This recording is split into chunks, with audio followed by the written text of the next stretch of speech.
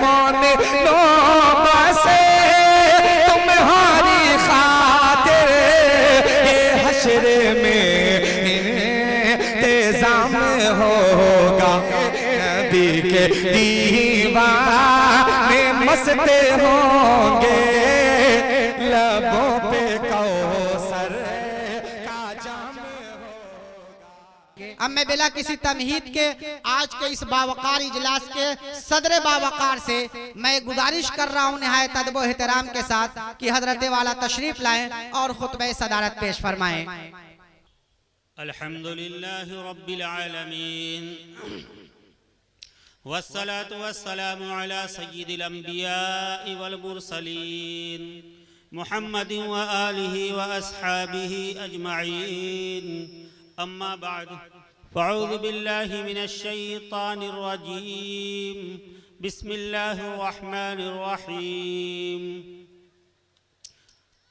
ताअलौ नत्लु मा हर्रम रब्बुकुम अलैकुम अल्ला तुश्रिकू बिही शैआ व बिल वालिदैनि इहसाना वला तक़्तुलू औलादकुम मिन इमलाक़ नहनु नर्ज़ुक़ुकुम व इय्याहुम वला तक़रबुल फ़वाहिश मा ज़हर मिनहा व मा बतन वला तक़्तुलुन नफ़्सल्लती हर्रमल्लाहु इल्ला बिल हक़्क़ ज़ालिकुम वस्साकुम बिही लअल्लकुम तअक़िलून।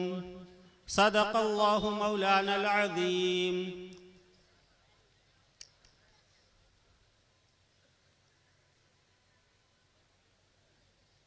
स्टेज पर मौजूद बावकार उलमाए किराम और इस इजलास में शरीक फरमा मेरे काबिल एहतराम बुजुर्गों और दोस्तों,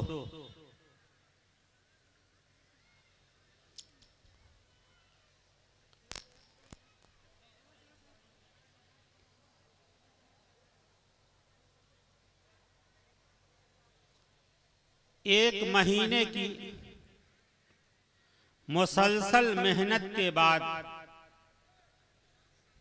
ये मकाम जहां आप बैठे हैं ये बैठने के लायक हुआ है।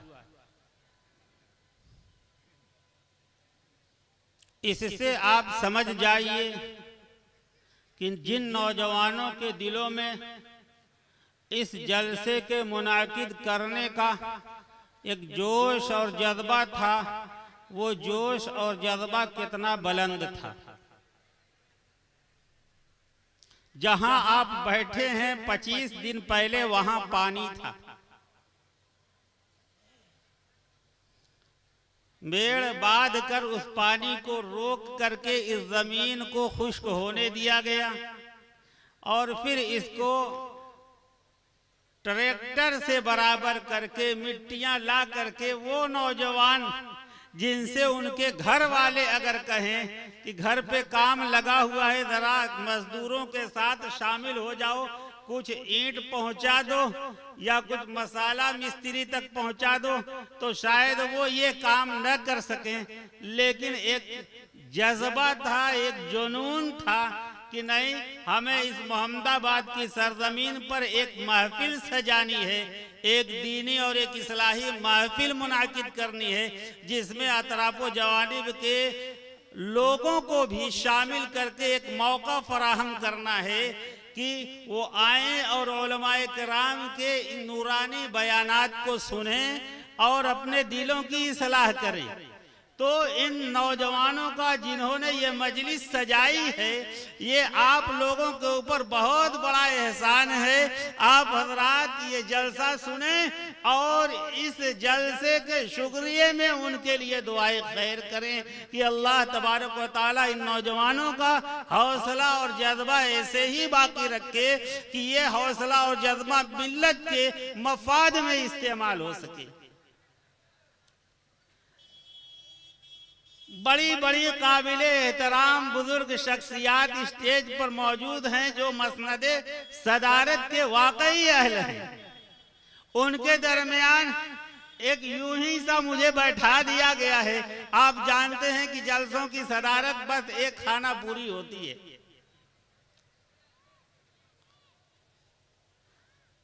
मैं सदरे इजलास नहीं, दर हकीकत मैं इन नौजवानों और इन बच्चों का तर्जमान बन के बैठा हूं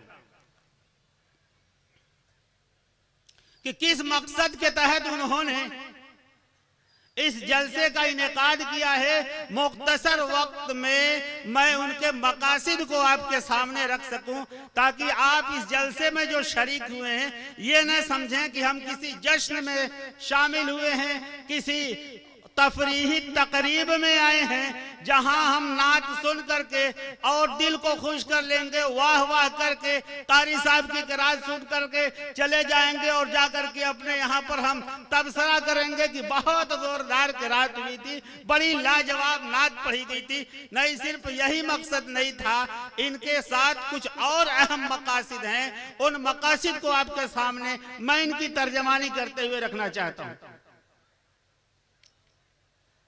मेरे बुजुर्गों, अभी चेहरों पे जो ये बशासत और शादाबी नजर आ रही है, दोपहर तक बड़ी उम्मीदों बीम की एक कैफियत थी। चेहरों पे हवाइयां उड़ रही थी कि अल्लाह जाने ये जलसा मुनाकिद होगा या नहीं होगा। बहरहाल कुछ लोगों ने कोशिशें की, अल्लाह का फजल हुआ कि ये स्टेज लगा, उलमा आपके सामने बैठे हैं और आप भी उनके रूबरू हैं। इफादा और इस्तेफादे का ये सिलसिला शुरू है। मैं आपके साथ उन लोगों को भी पैगाम देना चाहता हूं जो इन जलसों के सिलसिले में न जाने किस गलत फहमी का शिकार है। हमारे ये इजलास अपनी गाढ़ी कमाई का एक एक पैसा इकट्ठा करके मुनाकिद किया जाता है। ये फ्री में, रिश्वत में, चोरी करके, डाका डाल करके या कहीं पैसों का पेड़ लगाया हुआ नहीं है कि उसको झाड़ कर ला करके और इनमें से हर आदमी लखपति और करोड़पति है और जब चाहे वो ऐसा इंतजाम कर ले। नहीं, मेहनत का पैसा है, इसलिए ये जिस जगह खर्च होगा, जाहिर सी बात है कि जिस काम के लिए खर्च होगा उस काम की अहमियत हमारे दिल में बैठी हुई है और वही अहमियत आपके दिल में भी बैठाना चाहते हैं कि इसको, इस मजलिस को किसी तरीके से रायगा मत जाने दीजिएगा। और उन्हें भी पैगाम देना चाहते हैं जो इन जलसों के सिलसिले में न जाने किस गलत फहमी का शिकार है। मेरे भाइयों, हमारा वजूद इस रुए जमीन पर फसाद फैलाने के लिए नहीं है। हम वो उम्मत हैं, हम वो कौम हैं, हम उस दीन के मानने वाले हैं जिस दीन का इस दुनिया के अंदर नाजिल किए जाने का एक बहुत बड़ा मकसद था, इस रुए जमीन के फसाद को मिटा करके अमन व अमान का कायम करना। ये हमारी जिंदगी का मिशन है। यही हमारा एक पैगाम है। हमारी जिद्दोजहद के मकासिद में ये दाखिल है कि इस दीन की हकीकतों को लोगों के सामने रखें, ताकि जो लोग इस दीन के सिलसिले में, हमारे वजूद के सिलसिले में किसी भी किस्म की गलत फहमी का शिकार हो तो वो अपनी गलत फहमी दूर कर लें।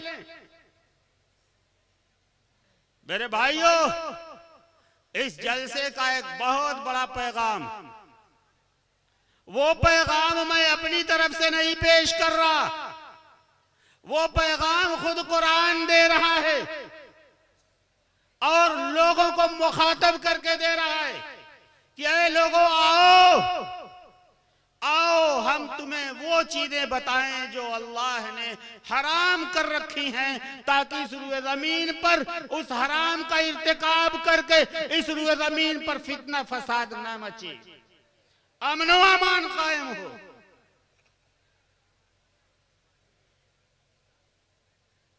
और वो क्या चीजें हैं जो एक पैगाम की शक्ल में कुरान आपके सामने रख रहा है? वो ये अल्लाह तुशरिकू बिही शैया, उसके साथ किसी को शरीक न ठहराओ। इस रुए जमीन पर सबसे बड़ा फसाद और उस फसाद की असल और उस फसाद की सबसे बड़ी जड़ और बुनियाद यही है कि इस रुए जमीन पर अल्लाह के नाम के साथ दूसरों को भी शरीक ठहराया जाए, दूसरों की इबादत में शिरकत की जाए और उसके नाम में शिरकत की जाए। क्यों? आप किसी भी अक्ल शऊर रखने वाले, जो आसमानी मज़ाहिब या किसी भी मजहब का मानने वाला हो, आप उससे पूछो कि ये जमीन किसने बनाई, बिला तवक्कुफ के कहेगा कि ये जमीन अल्लाह ने बनाई। ईसाई है तो कहेगा इस जमीन को गॉड ने बनाया। अगर वो हिंदू है तो कहेगा इस जमीन को भगवान ने बनाया। जिस मजहब का मानने वाला होगा वो उसी खालिक हकीकी की तरफ इशारा करेगा, अगरचे उसको अपनी जबान में कोई नाम दे। पूछो ये इतना नीलगू आसमान ताहत निगाह तक फैला हुआ जिसमें कोई खंबा नजर नहीं आता, इतना लंबा आसमान, इतना वसी और अरीज आसमान किसने फैला रखा है? तो हर एक की जुबान पर यही होगा, अल्लाह। दुनिया के किसी भी मजहब के मानने वालों से ये सवाल कर सकते हो, सबका एक ही जवाब होगा। और मैं बता रहा हूं कि नाम अलग होगा लेकिन सबकी मुराद एक ही होगी। अगर पूछो कि आसमान के अंदर इतना बड़ा आग का गोला जो इस पूरे कुर्रे अर्जी को रोशन रखता है वो किसने तख्लीक किया? सबका एक ही जवाब होगा, अल्लाह। रात का अंधेरा छा गया और खुशनुमा और खुशगवार रोशनी लेकर के एक और हल्का गोला निकल रहा है जिसे चांद कहते हैं। अगर पूछो इस चांद की तख्लीक किसने की? सबका एक ही जवाब होगा,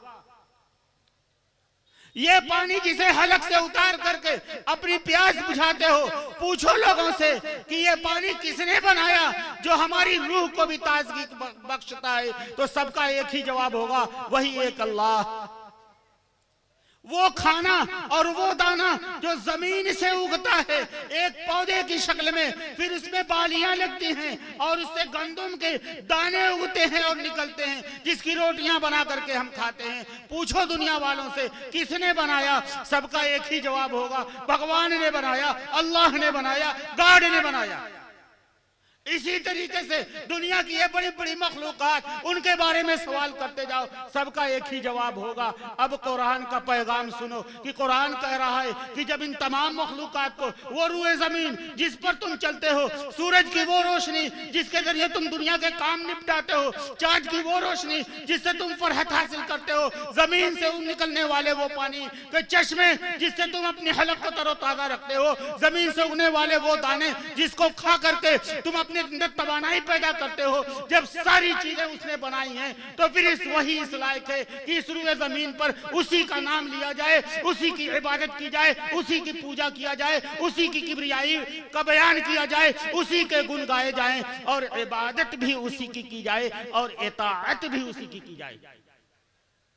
इबादत के लायक भी वही, इताअत के लायक भी वही। कितने बड़े मुजरिम हो कि उसकी बनाई हुई रुए जमीन पर चलते हो और उसके बनाए हुए सूरज से रोशनी हासिल करते हो, उसके चांद से फरहत महसूस करते हो, दिनों का हिसाब लगाते हो, उसके बनाए हुए, उसके तख्लीक किए हुए पानी से अपनी हलक को तरोताजा रखते हो, अपनी जान बचाते हो, उसके बनाए हुए तख्लीक किए हुए दानों से और गल्लों से अपने अंदर तवानाई पैदा करते हो। उसके बावजूद भी जब सर झुकाने की बात आती है उसको फरामोश कर जाते हो या उसके साथ उन लोगों को भी शामिल कर लेते हो जिनका तख्लीक में कोई हिस्सा नहीं है। कुरान सबसे पहला पैगाम दे रहा है, अल्लाह तुशरिकू बिही शैया, उसके साथ किसी को शरीक न ठहराओ। ये कुरान का पैगाम है। और सच सच बताओ, इंसाफ के साथ बताओ। कुरान इस पैगाम को देने में कहीं से भी कहीं कोई नुक्स अगर अकली तौर पर भी नजर आता हो तो और कुरान से पूछो, इंशाअल्लाह कुरान उसका शाफी जवाब देगा। उसके साथ कुरान ने कहा इबादत उसी की और जिंदगी के हर मरहले में इताअत उसी की। तुम नहीं जानते जिस वक्त तुम पैदा हुए थे तुम अपने जान के बचाने की भी ताकत नहीं रखते थे। एक गोश्त का लोथड़ा थे, तुम्हारे वालिदैन के दिलों में उसने मोहब्बत पैदा की, ऐसी मोहब्बत पैदा की कि तुम्हारी जान बचाने के लिए वो अपनी जान दांव पर लगाने के लिए तैयार हो जाते हैं। उन्होंने तुम्हें पाला, उन्होंने तुम्हें पोसा, अब तुम हट्टे कट्टे जवान हो गए हो और फितरी तकाजे के तहत तुम्हारे वालिदैन उम्र के हिसाब से अब इस मंजिल तक पहुंच चुके हैं कि उन्हें तुम्हारी जरूरत पड़ेगी। वो तुम्हारे मोहताज है, वो तुम्हारी जरूरत के मोहताज हैं। ऐसे मौके पर वबिल वालिदैन एहसाना, वालिदैन के साथ वही हुस्न सलूक का मामला करो जैसा कि एहसान उन्होंने तुम्हारे बचपने में और तुम्हारी पैदाइश के वक्त उन्होंने किया था। ये जलसा यही पैगाम देता है कि वालिदैन जो उम्र गुजरने के साथ बुढ़ापे के आलम में पहुंच गए, उन्हें लायानी शय न समझो, उन्हें ओल्ड होम बना करके, बूचड़ खाना नहीं बूढ़ा खाना बना करके उन्हें ले जा करके उसमें नर्सों और दायों के रहमो करम पे न फेंको। आज दुनिया बहुत ज्यादा तरक्की याफ्ता हो चुकी है, अच्छे और बुरे की तमीज करना खूब जानती है, लेकिन यही यूरोप जो आज की इस तरक्की याफ्ता दुनिया की क़यादत कर रहा है, खुदा की कसम यूरोप के मुल्कों में जाकर के देखो। अरे यूरोप क्या मियाँ, मैं आपको दावत दे रहा हूँ, इसी मोहम्मदाबाद कस्बे में जाकर के देखो, यहाँ एक खैराती इदारा चल रहा है जहाँ वो बूढ़े जिनके औलाद उनकी कोई खबरगिरी नहीं रखती, उनके साथ कोई हुस्न सलूक नहीं करती, उनके खाने पीने का भी इंतजाम नहीं करती, ऐसे खैराती इदारे यहाँ कायम है। वहां लोग ले जाकर के अपने बूढ़े बाप माँ बाप को रखते हैं। हमारा ये इजलास यही पैगाम दे रहा है, ऐ सुनने वालों, खुदारा कभी इस किस्म की गलती में तुम मुब्तला मत होना, इस किस्म के जुर्म का इर्तिकाब न करना कि अपने वालिदैन को तुम ले जा करके दूसरों के रहमो करम पे हॉस्पिटल के अंदर डाल दो, बूढ़े खानों के अंदर डाल दो, ओल्ड होम में डाल दो। बताओ क्या हमारे जलसे का ये पैगाम कहीं से आपको कोई किसी इस तरीके से लगता है कि ये फसाद फैलाएगा? वबिल वालिदैन एहसाना,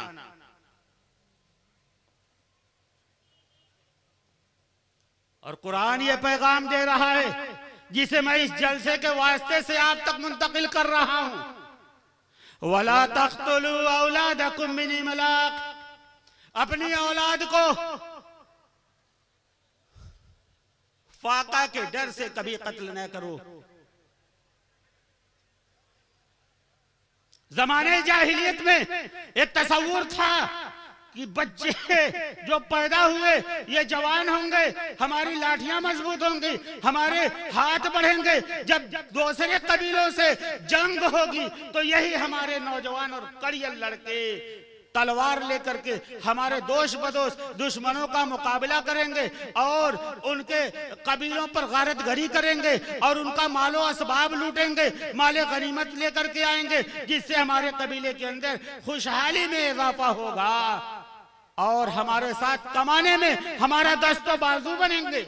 ये एक तस्वुर था, लेकिन बच्चियां पैदा होंगी तो वो बच्चियां अरे नाजुक होंगी, वो मैदानी जंग में हमारा साथ नहीं दे सकती, वो ज़ईफ और नातवा हैं, वो जंग के काबिल नहीं है, वो हमारी आमदनी में किसी तरीके के इजाफे का सबब नहीं बन सकती।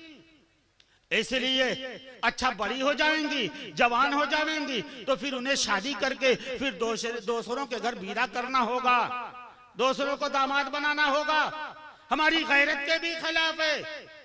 और इन बच्चियों पे किसी किस्म का खर्च करना ये मुस्तकबिल में मुनाफे का सौदा भी नहीं है। इसलिए आम तौर पर बच्चियों को फाके के डर से कत्ल कर दिया जाता था, कहीं कहीं बच्चों को भी कत्ल कर दिया जाता था।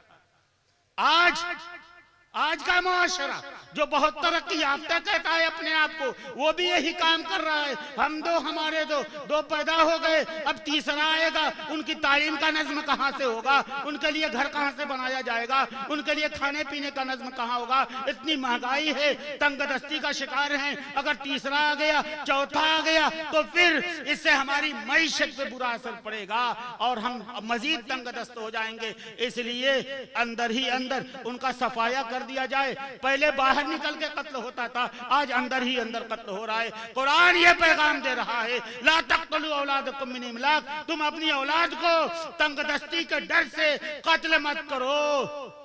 नहनु नर्ज़ुकुकुम व इय्याहुम, हम तुम्हें भी खिला रहे हैं, उन्हें भी खिलाएंगे। तुम्हें भी रिस्क दे रहे हैं, उन्हें भी रिस्क देंगे। वला तक़रबुल फ़वाहिश मा ज़हरा मिनहा व मा बतन, खुली और छुपी बेहयाइयों के करीब मत जाओ।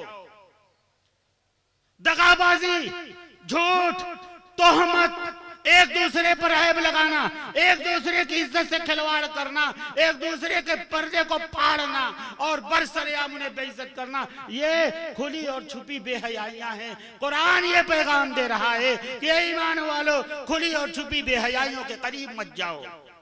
जलसा हमारा यही पैगाम दे रहा है। बताओ इस पैगाम में कहां से लोच है, इस पैगाम में कहां से नुक्स है?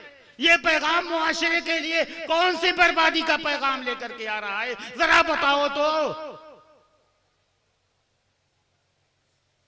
आप नहीं चाहते हमारी इज्जत महफूज रहे?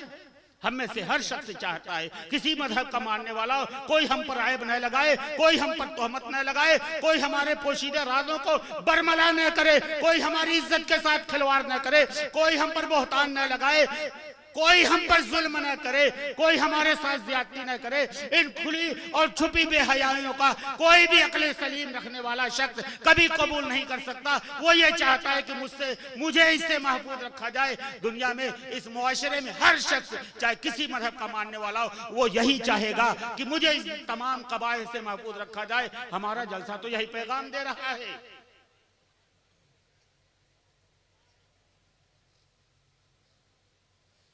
कुरान कह रहा है वला तक़्तुलुन नफ्स अल्लती हर्रमल्लाहु इल्ला बिल हक़।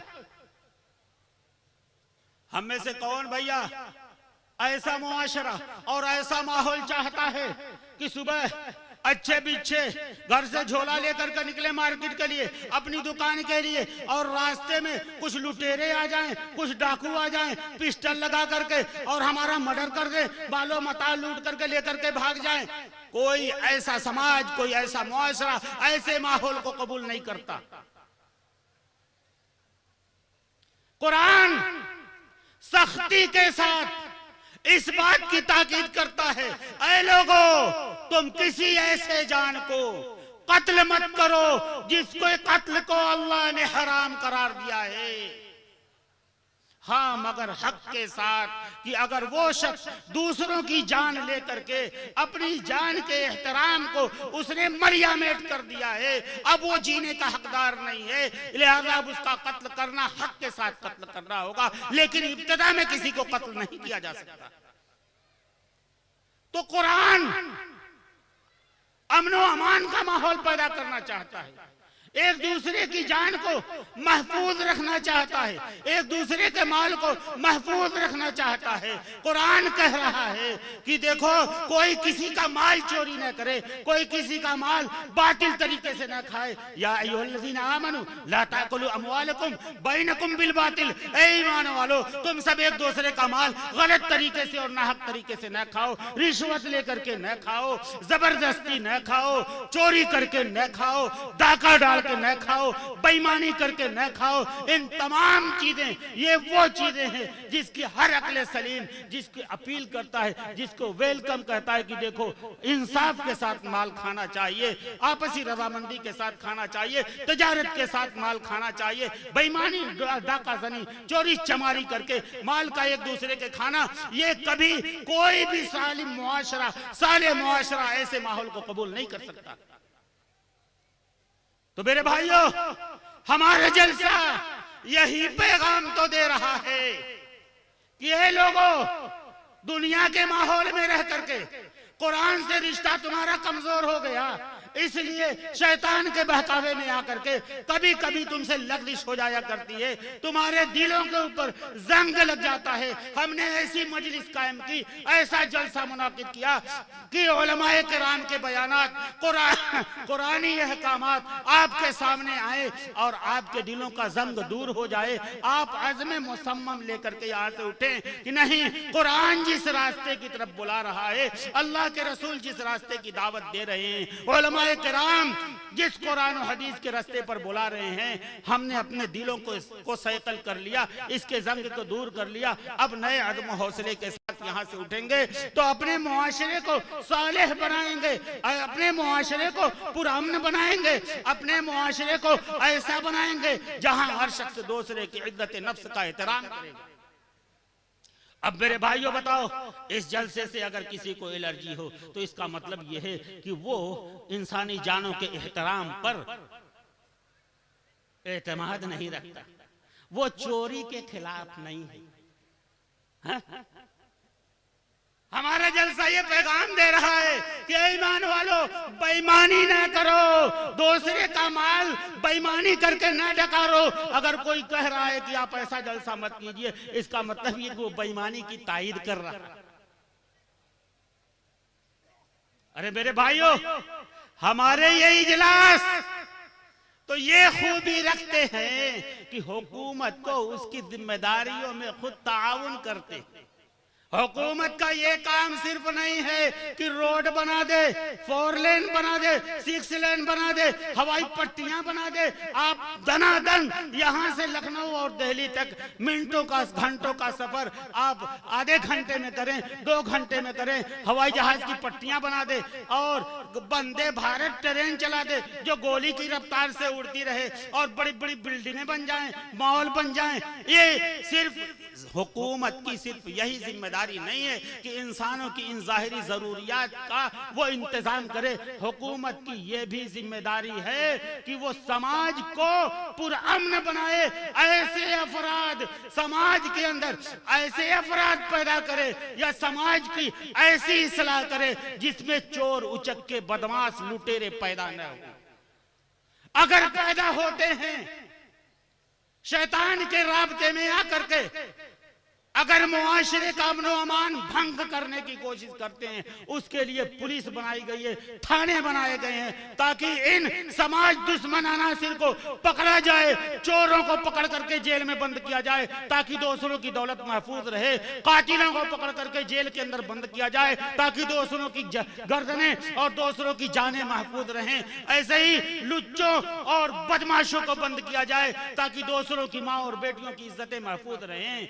इसलिए थाने बनाए गए। हम तो वही काम यहाँ बुला करके लोगों की जहन साजी कर रहे हैं। आप कानून का खौफ दिखा रहे हो, हम दिलों की सलाह कर रहे हैं ताकि दिलों की सलाह जब होगी तो वो वहां भी बचेगा जहां कानून पहुंच भी नहीं सकता। कानून नहीं पहुंच सकता भाई। चोर चोरी उसी वक्त करता है जब उसको एतमाद हो जाता है कि यहां पर कानून अपना हाथ नहीं पहुंचा सकता।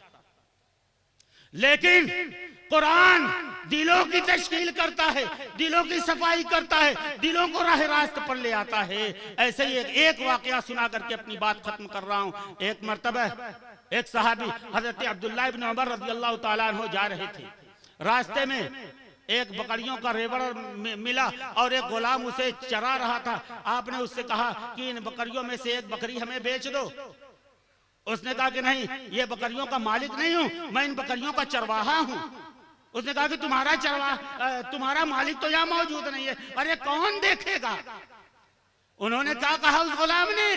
उस गुलाम ने कहा मेरा मालिक तो नहीं है यहाँ पर, लेकिन मालिक का मालिक तो मुझे देख रहा है। जहां मालिक की पहुंच नहीं थी वहां भी इस दिल की सलाह ने काम किया, जहां कानून की दस्तरस नहीं थी वहां दिल की सलाह ने काम किया। हजरत उमर रज़ी अल्लाह ताला अन्हु गुजर रहे थे, एक घर के पास पहुंचे, रात का अंधेरा था। एक औरत अपनी बच्ची से कह रही थी दूध में पानी मिला दे।